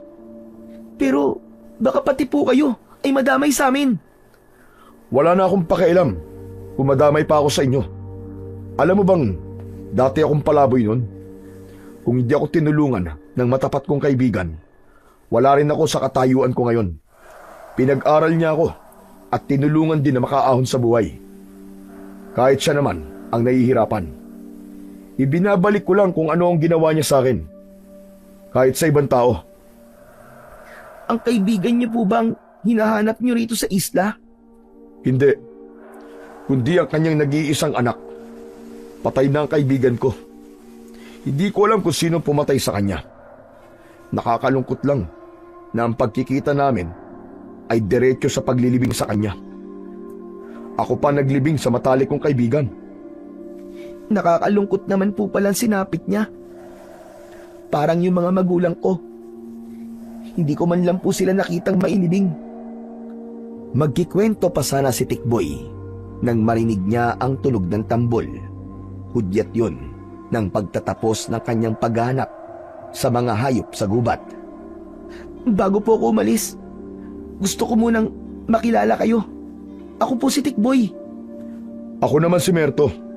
Kuya Merto na lang ay tawag mo sa akin. Sige na, mag-iingat ka, boy. Sa dalampasigan tayo magkita. Ako na ang bahala sa ibang mga biyag. Makakagawa ako ng paraan kung paano makakalapit sa kanila.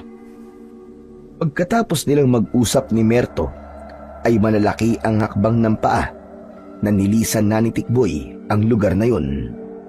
Tila nabunutan siya ng tinik sa dibdib dahil sa wakas ay meron na sa kanilang tutulong.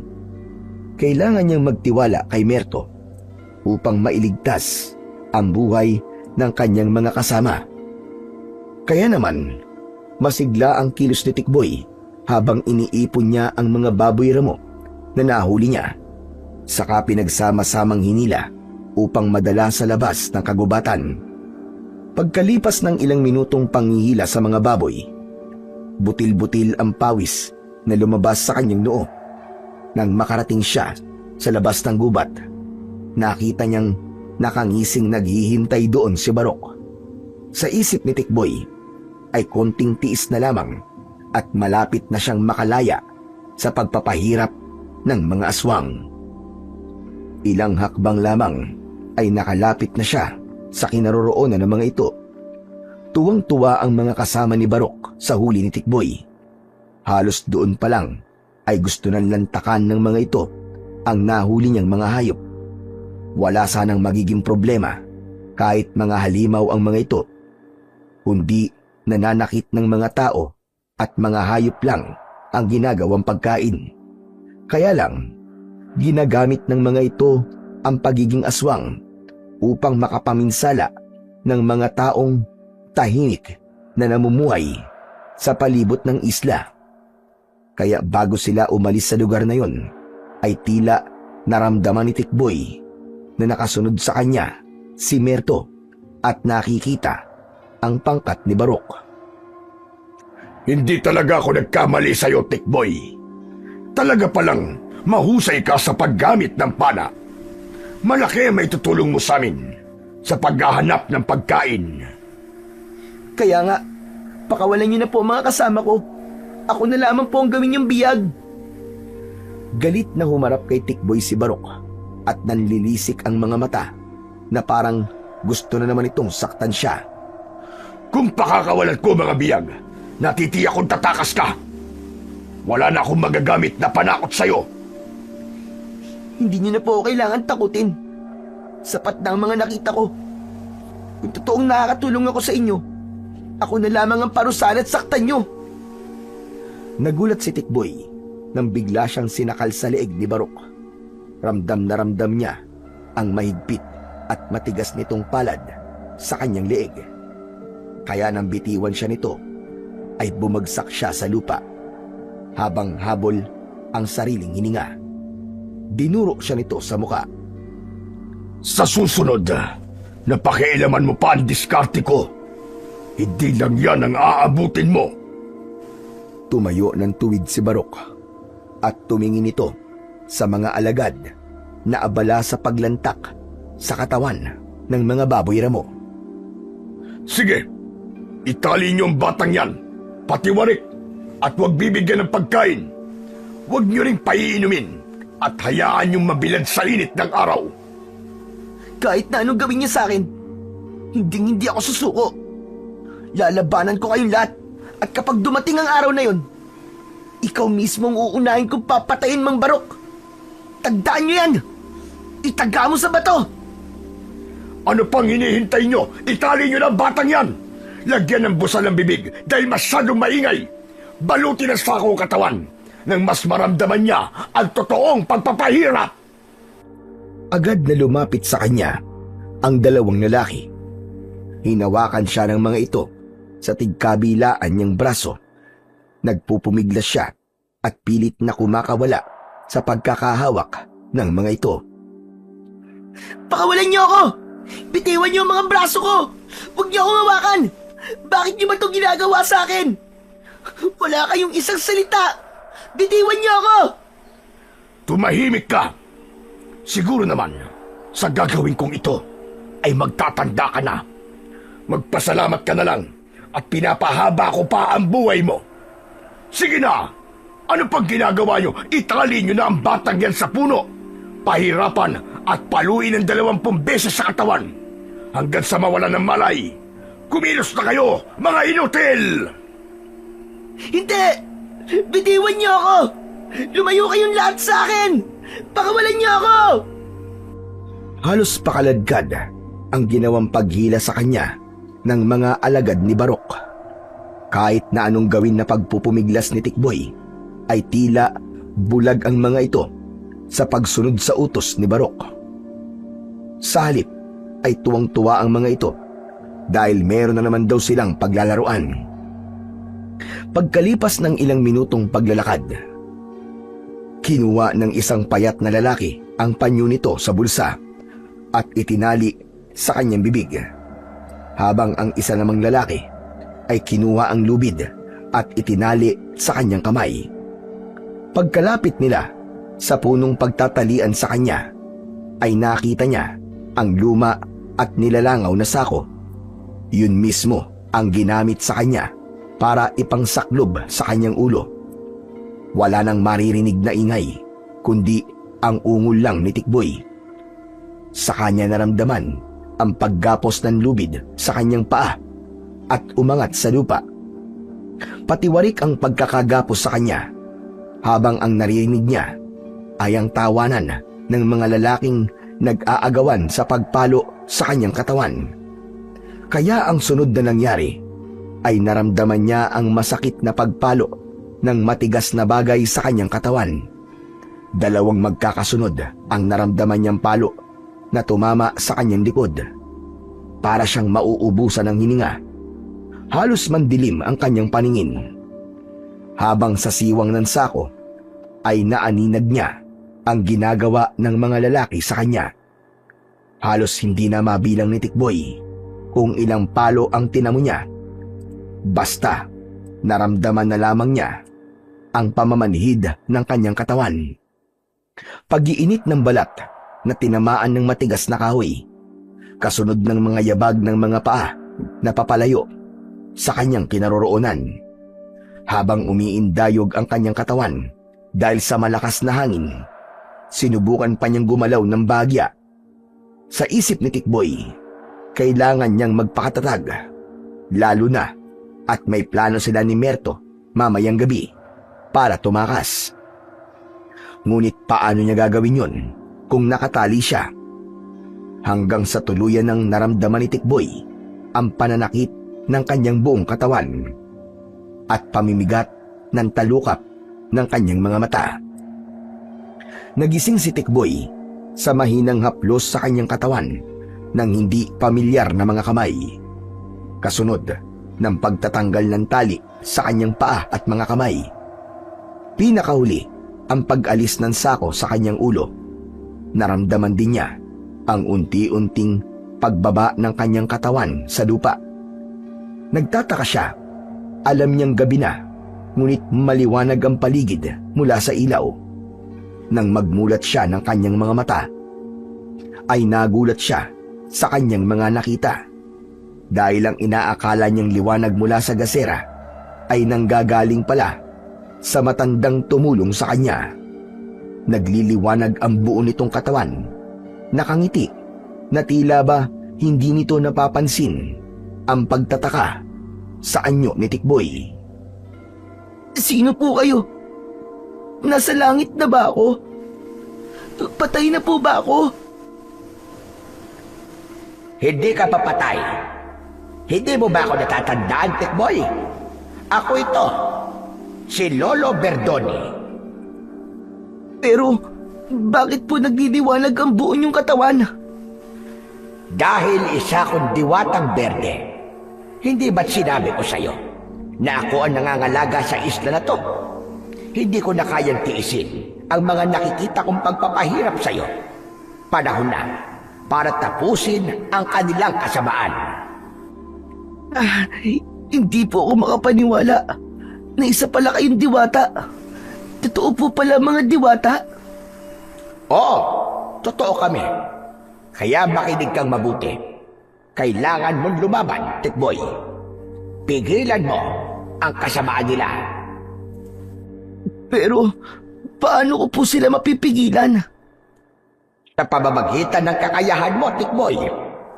Ikaw ang pinili kong bagong tagapangalaga ng medalyon ng Sinag Araw. Ano po, Lolo Berdoni?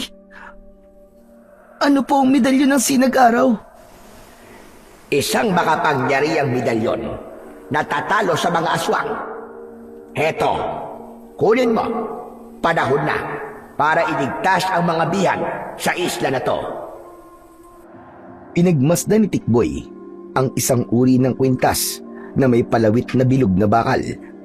May mga nakaukit na salita na hindi niya maunawaan.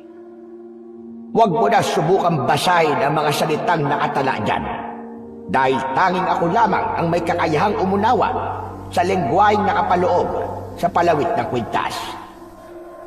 Ngunit kapag naisuot mo to sa iyong leeg, magkakaroon ka ng isang gabay na liwanag na tila isang araw na magbibigay sa iyo ng utos kung ano ang mga dapat mong gagawin. Huwag ka mag-alala. Hindi ka nag-iisa sa laban na to. Inabot ni Lolo Berdoni ang medalyon kay Tikboy. Pagkatapos ay isinuot niya sa kanyang leeg. Ang masasakit niyang katawan, pati na ang mga sugat niya sa likod, ay mabilis na naghilom lahat. Kaagad na bumalot ang malakas na enerhiyang nanggagaling sa kanyang medalyon. Pati na ang paggapang ng malamig na hangin sa kanyang balat na parabang ginagamot ang kanyang mga sugat. Dahil sa malakas na puwersa ng kapangyarihang sumanib sa buong pagkatao ni Tikboy, bigla siyang bumagsak sa lupa at nawalan ng malay. Ang medalyon ng Sinag Araw ay kakaiba sa lahat ng mga medalyon. Ito ay bilog na tila yari sa gintong apoy, at sa paligid ng hugis nito ay nakaukit ang mahabang sinag ng araw na parang buhay na kumikilos tuwing tinatamaan ng liwanag ng buwan at ng araw. Sa gitna ay may ukit ng araw na may matang nakatingin, parang nagmamasid at nagbabantay. Kapag hinaplos ang ibabaw nito, naglalabas yun ng banayad na liwanag na parang umaga sa gitna ng gabi. Ang medalyon ay hindi lamang isang palamuti. May bigat itong dala na parang puso ng araw. Mainit, makapangyarihan at nagbibigay ng sangkaterbang lakas. Kapag suot ng nagmamay-ari sa medalyon, ramdam ang tibay ng dibdib at ang dilim sa paligid ay tila umurong. Natatalo ng liwanag na taglay ng medalyon ng Sinag Araw, at kung tatama ito sa katawan ng mga aswang, agad na malulusaw ang kanilang katawan, na kahit ang kanilang abo ay maglalaho din sa hangin. Walang matitira at kayang pumatay ng maraming aswang sa isang iglap lang. Kaya sa sandali na tinanggap ng medalyon ang katawan ng bagong tagapangalaga, mawawalan siya ng malay. Hindi alam ni Tikboy kung gaano na siya katagal na nakatulog. Basta nagising siya sa katre na gawa sa kawayan. Pagbangon niya ay nakita niyang nakaupo sa tabi niya si Merto. Bumakas ang pagtataka sa mukha ni Tikboy at hinanap niya kagad si Lolo Berdoni. Salamat at gising ka na. Mabuti na lang talaga at hinanap kita. Nakita kitang nakandusay sa ilalim ng puno, dun sa may buwanginan. Kuya, may kasama ako sa lugar na yun. Nasaan po si Lolo Berdoni? Ano? Sinong Lolo Berdoni sinasabi mo? Wala akong nakitang kasama mo ron. Nagtataka nga ako sa'yo dahil nakita kitang walang malay ron eh. Ano ba nangyari sa'yo kanina? Pinahirapan po nila ako. Binitin ako ng patiwarik at pinagpapapalo. At nakausap ko po si Lolo Berdoni. Kaya lang nawalan po ako ng malay. Hindi man lang ako nakapagpasalamat sa kanya. Kung saan man siya naroroon ay alam niya nang nagpapasalamat ka sa kanya. Ang hindi ko lang talaga maintindihan ay kung bakit nawalan ka ng malay. Wala ka naman sugat sa katawan mo. Sinimulan ni Tikboy na magkwento kay Merto. Ipinaalam niya rito ang mga napag-usapan nila ng matanda at nagulat ito. Dahil ang matanda na tinutukoy ni Tikboy ay ang matanda rin daw na nagatid dito at sinabing sa isla matatagpuan ang taong matagal na nitong hinahanap. Kung ganun po, si Lolo Berdoni ang nagatid sa inyo dito sa isla? Hindi niyo po ba napansin? Nakakaiba siya at isang diwata. Hindi ko talaga napansin, Tikboy. Basta't sinabi niya lang sa akin na siya raw ang nangangalaga sa isla. Tinuruan pa nga niya ako kung ano ang mga dapat kong gawin para hindi ako paghinalaan ng mga alagad ni Barok. Nagtataka lang talaga ako kung bakit niya ako tinutulungan. Kung hindi mo inilarawan ang kanyang itsura, maaaring hindi ko siya nakilala eh. Bakit po kaya tinulungan kayo ni Lolo Berdoni? May dahilan siguro kung bakit niya ako dinala rito. Teka, pasensya ka na. Dito kita dinala sa kubul ko. Wala na akong ibang naisip na paraan kung paano kitang ililigtas eh. Tuluyan nang napabalikwas ng tayo si Tikboy nang maalala ang mga kasama niya. Bumundol ang kaba sa kanyang dibdib nang marinig niya ang sinabi ni Merto. Kailangan ko na pong bumalik sa bahay ni Mang Barok. Baka pinapatay na po niya ang mga biyag doon na kasama ko. Kapag nalaman niya nakatakas ako sa punong pinagtalian nila sa akin, baka isipin niya na tumakas ako at patayin niya ang mga kasama ko. Sasama ako sa iyo kung kinakailangan lumaban ay gagawin ko. Tutulungan kitang mailigtas sa mga kasama mong biyag.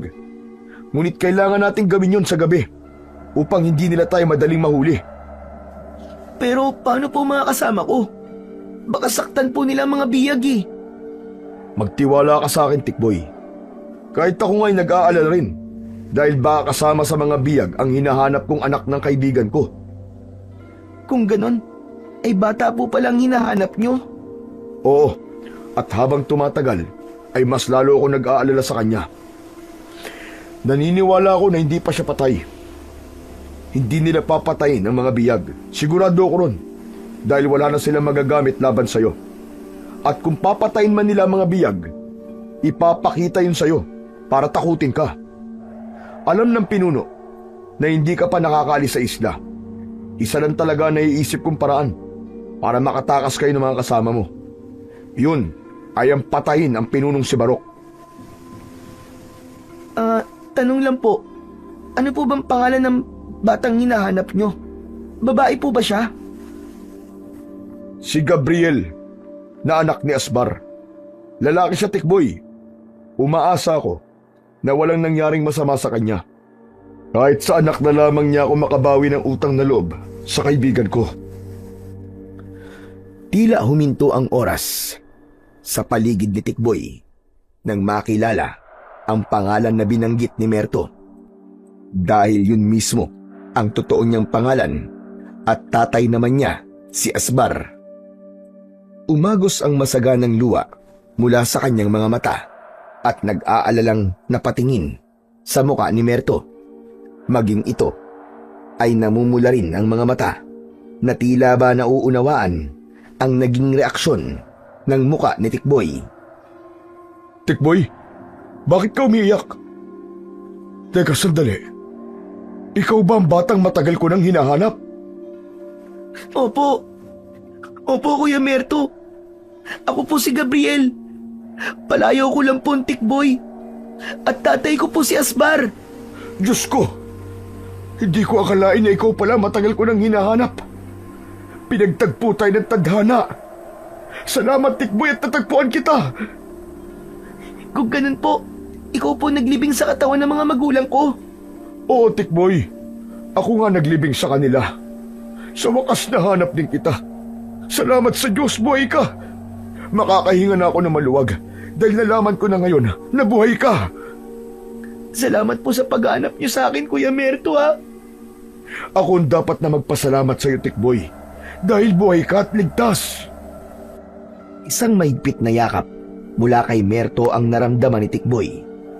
Tuluyan ng napahagulgul siya ng iyak. Para siyang nagkaroon ng bagong pag-asa at pamilya na magtatanggol sa kanya sa oras ng panganib. Kaya nang kumalma ang kanyang kalooban, ay agad silang nagplano ng paghahanda.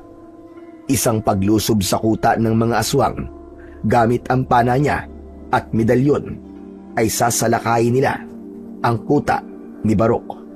Bukod pa ron, mahusay gumawa ng mga patibong si Merto. Kaya naman, nagsagawa sila ng mga patibong na sila lamang ang nakakaalam. Habang si Tikboy naman ay gumawa ng mga bilog na kawayan na halos kasinlaki lamang ng kanyang daliri. Tinulisan niya ang dulo ng mga kawayan at yun ang magsisilbi niyang palaso. Si Merto naman ay nanguha ng mga baging na may lason. Ang tawag sa baging na may lason ay tubli. Magdudulot yun ng pagkaparalisa sa katawan ng mga aswang, pagsuka ng dugo at pagtirik ng mga mata. Sa ganung paraan ay madali nilang mapapatumba ang halos 100 na kalaban. Inabot ng gabi ang paghahanda nila bago sila sumugod sa kuta ng mga aswang. Hindi nga nagkamali si Merto. Mula sa kanilang pinagtataguan, tanaw nila ang nakataling mga biyag na bata sa gitna ng buwanginan at may apoy sa gitna. Bawat kawayan na nakatusok sa buhangin ay may isang bantay. Hawak ang matalim na itak. Anumang oras ay maaari na nitong pugutan ng ulo ang mga bata. Pakiramdam ni Tikboy ay hindi na siya humihinga ng mga sandaling yun dahil sa labis na pag-aalala. Kailangan mo magpakita sa kanila, Tikboy. Libangin mo ang mga aswang na yan. Ako naman ang bahala sa mga biyag. Opo, Kuya Merto. Pero iligtas niyo po si Sarah. Sa tingin ko po, ay gagamitin siyang panlaban sa akin. Kaya siya po ang unahin niyong iligtas. Oo, mag-iingat ka. Siguraduhin mo malilibang sila sa gagawin mo. Naunang umalis sa kanilang pinagtataguan si Merto. Kasunod naman ang paglantad ni Tikboy sa mga kalaban na nakatayo sa bulwagan ng pagdarausan ng pagpatay sa mga biyag. Halos lahat ng mga tauhan ni Barok ay naroroon, maliban sa pamilya at pinuno ng mga aswang. Pakawalan niyo ang mga biyag! Ako na lamang ang parusahan niyo! Umalingaw-ngaw ang malakas na tawanan nang makita ang kanyang pana na nakaumang sa mga kalaban. Anumang oras ay maaari niya ng pakawalan ng palaso. Ngunit nagulat siya sa biglang pagdating ng mga tauhan ni Barok na nagtatago lamang pala sa kakahuyan. Talagang pinaghandaan ng mga ito ang pagbabalik niya. Alam ng mga alagad ni Barok na babalik siya, kaya halos sabay-sabay ang mga ito sa pagpapalit ng anyo. Mula sa pagiging tao ay unti-unting nagbago ang mga anyo nito. Tinanggal ang maskara sa muka. Sa ilalim ng malamlam na liwanag ng buwan, nagtipon ang mga alagad ni Barok sa isang bahagi ng dalampasigan na malapit sa mga biyag. Tahimik ang paligid. Tanging tunog lamang ng paghampas ng alon sa mga bato ang maririnig at kaluskos ng hangin sa tuyong dahon. Ngunit ang katahimikan ay biglang nabasag nang bumigat ang hangin at dumagundong ang mga pag-angil ng mga nakatayong nilalang. Isa-isa silang napaluhod at mula sa kanilang mga balat ay lumitaw ang maiitim na ugat na kumikislap na parang likidong bumabalot sa katawan ng mga ito. Tila naaagnas ang katawan at humaba ang buhok sa ulo. Lumutang sa ere na tila buhay ang bawat hibla ng buhok. Kaya naman, napuno ng iyakan mula sa mga batang takot ang buong paligid. Ang mga mata ng mga nilalang ay tila ba nagbabagang apoy sa dilim. Unti-unting nagkulay pula at ang mga kuko ay humaba na tila matatalas na pangil ng mababangis na hayop. Ang katawan ng mga aswang kasama si Barok ay medyo bumaluktot, nagunat at sumabog ang masisikip nilang balat. Upang lumitaw ang malalapad nilang dibdib, ang dating anyo nilang tao ay naglaho at ang pumalit ay ang nakakatindig balahibong nilalang, ang aswang na kubot. Mula sa kanilang bibig ay kumawala ang malagim na alulong, sinabayan ng matatalim na ngisi. Ang kanilang buhok ay gumalaw na parang buhay na buhay. Tumadagit at pumupulupot sa kahit na anong katawan na kanilang maabot. Sa sandaling yon, sila ay ganap ng alipin ng kadiliman, mabangis, gutom, at handang maghasik ng lagim sa ngalan ng pinuno nilang si Barok. Tama yan! Ilantad niyo kung anong uri kayong mga aswang! Hindi pa man nabibitiwan ni Tikboy ang tali ng kanyang pana para asintahin ng kanyang palaso ang mga kalaban. Naramdaman niya ang pagpulupot ng buhok ng mga ito sa kanyang katawan. Halos hindi siya makagalaw sa unti-unting pagbalot ng mga buhok sa katawan ni Tikboy. Narinig niyang sumigaw si Sarah. Nagulat siya sa sinabi nito. Gawin niya raw ang pag-ikot ng mabilis kasabay ng pagbulong ng hangin sa kanyang tainga. Haplusin niya raw ang kanyang medalyon. Ginawa niyang lahat ang utos ni Sarah. Bumalot ang malakas na liwanag mula sa medalyon at lahat ng mga buhok na nakapalupot sa kanyang katawan ay natunaw na parang papel. Walang abo na natira at ang mga aswang na kubot na naunang umatake sa kanya ay nasunog din ang mga katawan. Sinabi ko naman sa inyo, sa oras na makawala ako, babalik ako. Sisigilin ko kayo sa mga buhay na kinuha nyo. Nagkakamali ka. Hindi mo kami matatalo. Marami kami. At hindi ako magiging pinuno kung hindi ko kayang labanan ang lakas ng medalyon. Kaya huwag kang magyabang dahil hindi patapos ang laban. Tignan na lang natin kung mananalo kasamaan laban sa puwersa ng kabutihan. Hindi ko nahahayaan na mabuhay pa kayo. Uubusin ko ang lahi nyo. Ang mga natitirang alagad ni Barok ay hinayaan itong umatake sa kanyang kinaroroonan. Kinalaban niya ito, gamit naman ang kanyang pana. Maya-maya pa ay dumating na rin ang lalaking si Merto. Kinalaban ito ang mga bantay sa mga biyag at inuna nga nitong iligtas ang batang babae na si Sarah. Pagkatapos napakawalan ni Merto ang mga bata, dumampot ang mga ito ng kanilang sandata. Kahit hindi biyasa sa paggamit ng pana, ay tumulong na ang mga ito para makipaglaban. Habang si Tikboy naman ay nagbantay sa mga aswang na kubot na magtatangkang umatake sa mga batang abala sa pakikipaglaban sa mga aswang. Si Barok naman, na bumakas ang galit sa anyo, ay hindi na rin napigilan ang sarili. Agad itong nakipaglaban kay Tikboy. Gamit ang malakidlat nitong bilis, talas ng kuko at mabagsik nitong buhok. Nahirapan siyang patamaan ito ng kanyang pana, kaya ginamit niya ang kanyang medalyon. Hinaplos niya ang kanyang kwintas. Nagtataka siyang hindi basta-bastang tinatablan ng kapangyarihan ng medalyon si Barok. Nasusugatan lamang ito at nalalapnos ang balat, pero sa huli ay naghihilom din ang mga sugat nito sa katawan. Hindi mo ako matatalo!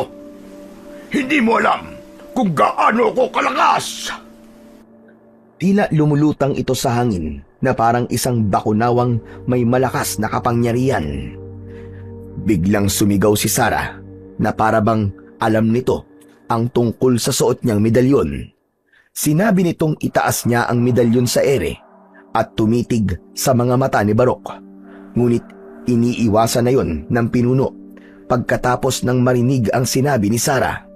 Nang tangka na sanang papatamaan ulit ni Tikboy ang kalaban, ay narinig nilang lahat ang muling pag-alingaw-ngaw ng nakakatindig balahibong alulong ng mga aswang na kubot. Ang mga alagad ni Barok na ngayon ay gutom na sa laman, isa-isang lumabas mula sa likod ng mga punong kahoy sa gilid ng dalampasigan. Ang mahahabang buhok na parang buhay ay gumagapang sa lupa, handang dumagit at pumulupot sa sinumang malalapitan. Marami sa mga kasama niya ang pinuluputan ng buhok sa katawan, kaya nagpasirko-sirko siya sa ere. Inatake niya ang mga kubot at iniligtas ang mga kasama niyang bihag. Maging si Merto na hindi makawala sa pagkakagapos ng kamay mula sa buhok ng kalaban ay ginamitan niya rin ng medalyon. Sumabog sa ere ang katawan ng mga nasunog na aswang na kubot. Wala na! Wala ka ng laban, Tikboy! Marami pa akong alas na nakahandang lumabas sa oras na matalo mo ang mga alagad ko! Ang tila walang katapusan na paglitaw ng mga kalaban ay tuluyang nagpatibay sa loob ng mga batang nakikipaglaban sa mga aswang na kubot. Kaya naman, matapang na tumayo si Tikboy at hinarap ang pinuno. Nakaharap din sa kanila ang mga tauhan ni Barok, habang dumarami ang mga aswang na kubot na pumapalibot sa kanila. Nagtipon-tipon sila sa gitna, saka lamang napansin ni Tikboy ang unti-unting pagliwanag ng paligid dahil sa kakaibang sinag na nagmumula sa kanyang dibdib sa mismong medalyon. Ang liwanag na yon ay parang apoy na pumipigil sa pagsalakay ng mga aswang. Takot na lumapit ang mga halimaw, maging ang buhay na buhok ng mga ito ay natakot din na sumalakay. Gawin mo na ang plano natin! Magpahabol tayo sa kanila! Hindi pa po yun ang tamang oras para dalhin sila sa gubat. Bago po yun, lalagasan ko na muna ng alagad si Mang Barok. Itinaas ni Tikboy ang kanyang kamay, tangan ang medalyon, ngunit sabay-sabay na inihagis ng mga aswang na kubot ang kanilang mahahabang buhok. Pilit na binabalot ng buhok ng mga aswang si Tikboy. Sandaling nakulong ang kanyang mga kamay at paa, ganun din ang kanyang mga kasama. Biglang nagliyab ang medalyon. Isang malakas na liwanag ang kumawala. Nagmistulang apoy ng araw na sinunog ang mga buhok ng mga halimaw. Napasigaw sila ng ubod lakas, umatras at nagbaluktot sa sakit. Nagkikikisay ang katawan na parang nakukuryente. Hindi nyo madadaig ang liwanag sa medalyon na sinag-araw. Sisingilin na kayo sa kasamaan nyo! Ah! Sigaw ni Tikboy, sabay abante. Hawak ang medalyon na kumikislap sa liwanag ng buwan. Isa-isa niyang pinutol ang mga buhok ng mga aswang na kubot. Sa bawat galaw ng kanyang katawan ay tila araw na pumupunit sa buhok ng mga aswang. Nagpatuloy ang sagupaan sa pagitan ng mga bata at ng mga aswang na kubot. Mabangis at walang humpay.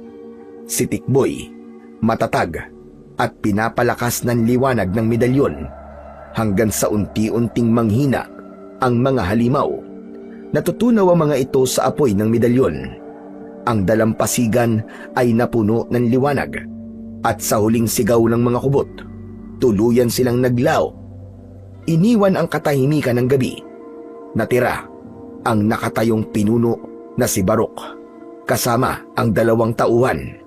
Kaya naman, mabilis na tumakas sina Merto, Tikboy at ang mga batang kasama nila dahil hindi tinatablan ng medalyon ang pinuno ng mga aswang.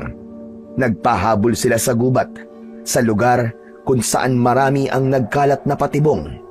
Yun ang naisip na paraan ni Tikboy para madali niyang mapapatay ang pinuno ng mga aswang. Saan kayo pupunta? Wala na kayong pupuntahan! Hindi kayo makakatakas! Hindi na natapos ni Barok ang iba pa nitong sasabihin nang bumagsak sa katawan nito ang patibong na gawa sa kahoy. Puno yun ng mga sibat na gawa sa kawayan. Bumaon ng mga yun sa katawan ni Barok. Sumuka ito ng dugo at naramdaman ang epekto ng lason na tubli sa katawan nito. Kasunod ng paglipad ng ibang mga sibat na tumama naman sa 2 nitong mga kasama, idagdag pa ang paglapit ni Tikboy at pagtitig niya sa mga mata ng alagad ni Barok. Lumiwanag ang medalyon. Nasunog ang mga alagad nito. Nilapitan ni Tikboy ang naghihingalo na si Barok habang nakasampay ang katawan nito sa mga patibong na bumaon sa katawan ng pinuno ng mga aswang. Dinakot niya rin ang buhok nito. Natatandaan niya ang gabing pinaluhod siya nito sa bangka. Natatandaan mo ba kung ano ang mga sinabi mo sa akin noon? Sa sandaling dumating ang pagkakataon na to, gagawin ko rin sa'yo kung paano mo pinatay ang mga magulang ko. Hindi na hinintay ni Tikboy na sumagot si Barok. Ubod lakas niyang ibinaon ang palaso sa dibdib nito at dinukot niya ang puso ng pinuno ng mga aswang. Kasunod ng pagsaksak niya ng palaso sa leeg nito hanggang sa masunog ang katawan nito sa liwanag ng suot niyang medalyon. Si Tikboy, hingal na hingal, ngunit matatag, ay nakatayo sa gitna ng abo at usok ni Barok na agad na tinangay ng hangin. Sa kanyang dibdib, ang medalyon ng sinag-araw ay patuloy na nagliliwanag, tanda ng kanyang tagumpay laban sa puwersa ng kadiliman. Halos maluwa ang lahat ng mga bata na lumapit kay Tikboy at nagpasalamat. Nagtagumpay sila sa laban at nakamit nila ang katarungan para sa kanilang mga magulang. Ngunit mas nagulat si Tikboy sa paglitaw ni Lolo Berdoni sa kanilang harapan. Hindi nga ako nagkamali sa pagpili sa iyo, Tikboy. Tama ang aking hinala na magtatagumpay ka sa laban na to. Maraming salamat, Tikboy. Maibabalik na ulit ang katahimikan ng isla. Magsasalita pa sana ang matandang diwata nang biglang lumipad ang palaso mula sa batang babae na si Sarah. Tinamaan ng palaso ang katawan ng bagong dating na aswang na kubot. Yun ang asawa at anak ni Barok na si Magno. Nilapitan niya ang mga ito at sinunog sa pamamagitan ng medalyon. Natunaw ang katawan ng mga ito, ngunit sinulyapan niya ang nakatayong si Sarah. Bakas ang pagtataka sa kanyang muka. Nahihiwagaan siya sa pagkatao ng batang babae, kaya't si Lolo Berdoni ang nagpaliwanag sa kanya. Si Sarah, ang lingkod gabay ng medalyon, upang malaman kung sino ang karapat-dapat na pagkatiwalaan para sa medalyon. Siya ang tahimik na saksi sa iyong kabutihan, Tikboy. Kaya po pala, kakaiba po ang kilos niya, Lolo Berdoni. At saka, magaan po ang pakiramdam ko sa kanya dahil talagang mabuting tao po si Sarah. Kung ganun po, mula po ba sa simula ay pinasusubaybayan niyo na po ako kay Sarah? Oo, Tikboy. Dahil ikaw talaga ang pinili ng medalyon. Napatunayan ko yon dahil mabuti ang puso mo. Ngayong nagawa mo na ang misyon, ay isasama ko na si Sarah sa aming kaharian upang gawaran ng mataas na katungkulan. Malaya na kayo. Ang medalyon ay mananatili sa pangangalaga mo, Tikboy. Gusto kong ipagpatuloy mo ang paggawa ng kabutihan at pagtatanggol sa mga naaapi. Salamat po, Lolo Berdoni, sa lahat po ng tulong niyo sa akin. Paalam na sa inyo. Kayong mga bata, alalahanin ninyo na ang kabutihan ng Diyos ang totoong nagligtas sa inyo mula sa kapahamakan. Maging mabuti kayong mga bata at palaganapin ang kabutihan sa inyong puso at sa lahat. Lalo ka na, Merto, ang pagtanaw ng utang na loob sa isang tao ay ginagawa hindi lamang sa taong nagbigay sa iyo ng kabutihan. Suklian mo ang tulong kahit sa ibang tao. Pagpapakita yon ng pagiging mabuting tao, tulad ng iyong ginawa. Marami rin po salamat sa pagtulong niyo sa akin. Dahil po sa inyo, nahanap ko po ang anak ng kaibigan ko. Si Gabriel at si Tikboy ay iisa. Alam ko. Kaya ko nga pinagtagpo kayong dalawa. Marami rin salamat sa kabutihan mo, Merto. Pagkatapos magpaalam ng matanda, ay nagpaalam na rin si Sarah kay Tikboy. Nagpasalamat rin ito kay Merto bago tuluyang naglaho kasama ng matanda. Sina Merto, Tikboy, pati na ang mga biyag ay naglakad papunta sa dalampasigan kung saan ay nakita nila ang malaking bangka na naghihintay sa kanilang pag-alis. Nilisan nila ang isla na may magaan na pakiramdam. Nakalaya sila sa kamay ng mga aswang na kubot. Pagkalipas ng ilang araw, magkasama sina Merto at Tikboy, binisita nila ang puntod ng kanyang mga magulang. Sobra siyang nagpapasalamat sa pagdating ni Merto, kaya hindi nagtagal ay sumama na rin si Tikboy sa probinsya ni Merto. Tuluyan nang nawala ang mga aswang na kubot. Ang teritoryo o isla ng mga aswang ay itinuring na isang abandonadong isla na walang nakatira, kundi ang nag-iisang matanda na si Lolo Berdoni.